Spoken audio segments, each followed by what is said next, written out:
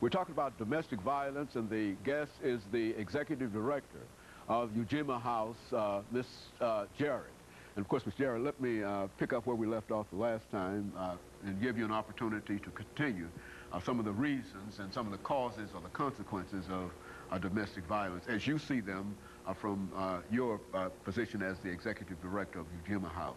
Well, for instance, a woman can come into the shelter and she is mentally abused. Well, she has to go to a psychiatrist, and she's in counseling for a long time. Then you have the children who are traumatized. They're in counseling for a long time. Now, that's not to even excuse the fact that she may have a broken bone, broken leg. All of that has to be attended to, and then they have to be seen after. So the health care cost goes up. It really goes up.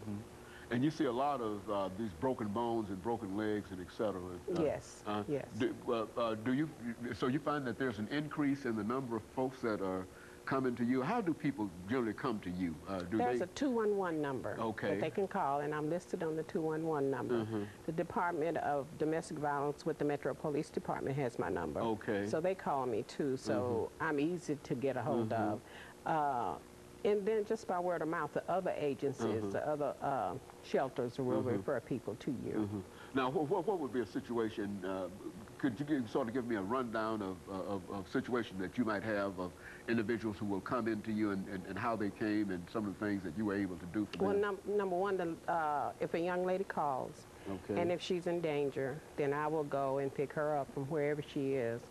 And to keep her out of danger and nobody know, I will have her go somewhere that's away from her house. And then, or I'll send a cab to pick her up, to bring her to me. And then we do our processing of her, and then we'll take her to shelter. Now, once they get in shelter, and I do things a little bit different than they do in other shelters, I want to know what the woman wants to do for herself. Very good. Then you need to decide what you want to do for yourself. If it's go to school, if it's get a job, what do you want to do that will make you feel whole? And then that will take care of your children. And once we figure out what that is, then I will help her accomplish that goal. And I will keep her until she accomplishes that goal. Once she accomplishes that goal, then I will help her find a place. And then she can move out.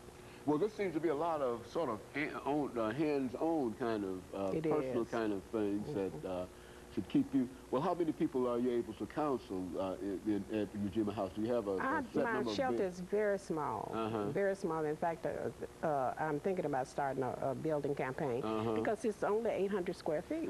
So it's the smallest shelter in the city. Which means when you say I don't have one family. You're one family. If I have a family with teenagers, that's it. If I have a single woman, I can take another single woman with 2 kids. That's it. And that's the extent of well, you do believe that since you've been involved in what you're doing, that there's a tremendous need for more space. Yes. I turn down 5 to 6 people every day. Every day. And these are people in a real sense who are not being served unless they go to some of these other areas, and they are. And they're full. They're full. Yes. So it's a lot of folks. We're always looking for more space. There's a lot of folks in Nashville. So do you believe that domestic violence is a real problem in Nashville? It's a big problem in Nashville. And I don't think really everybody knows how big it is. Well, let's talk about how big it is. I mean, now you have 3 shelters here. And out of the 3 shelters, right now, today, all of us are probably full. So now, if all of us are full, then where's she going? The person who might need your assistance or help. Where are they going? So Nashville, as large as it is, needs not only more than 3 shelters, but they need to have larger shelters. Now, if I was a little larger, because see, my funds are nil. If I was a little larger shelter, then I could help eliminate a lot of that backlog. But since I'm so small, I can't. The other ones are a little bit larger than mine. The Y has the largest, but all of us are full. And all of you, in a real sense, in comparison to the need, all of you are very, very small. Right. In a real sense. Well, absolutely. Do you think that there's a consciousness in reference to the leadership in Nashville that will not allow for the development for the funding of these kinds of organizations or these shelters, or what? I don't think if the leadership is not allowing it, I don't think they really know that there is a need. Well, that, I think that's what it is. I think it's lack of education of the need. Because a lot of people, domestic violence is just like AIDS when you talk to people about it. Okay, all right. They don't want to get involved. It's just that simple. And which means that a lot of folks are not served.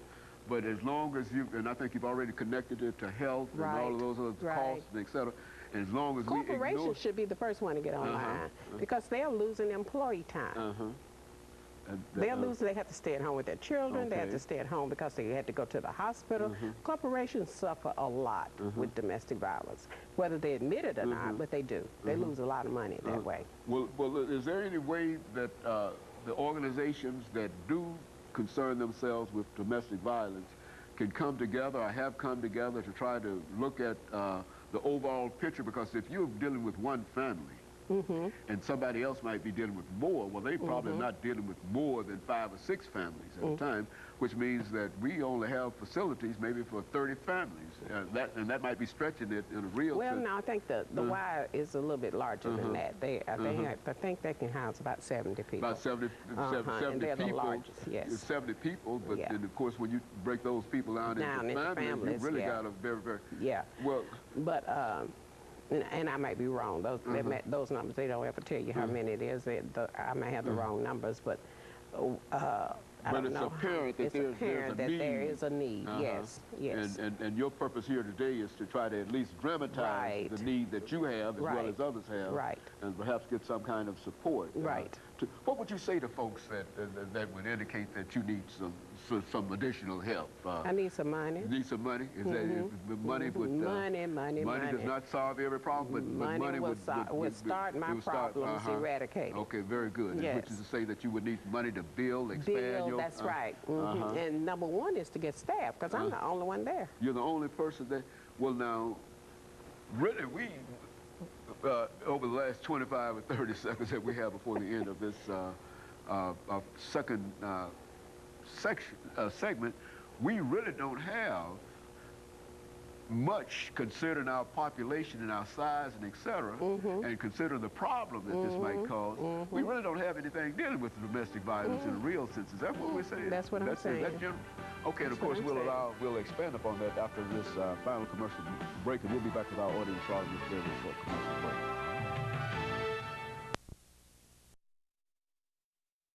The topic is domestic violence.